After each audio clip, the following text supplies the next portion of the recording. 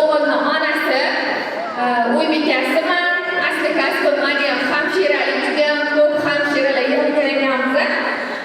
Familiya kompaniyasiga kirib kelgunimcha oddiygina qo'limda 1 yosh farzandim bilan uyda o'tirgan ayol bo'lganman. Qashqadaryodan endigina Toshkentga ko'chib kelganmiz. Biz ham kvartirada turganmiz. Shu uy olaman, pul topaman deb Toshkentga kelib qolganmiz. Familiya kompaniyasiga men ham daromad topish uchun emas, chunki familiya kompaniyasiga kirib kelgunimcha umuman kompaniyalarga ishonmaganman.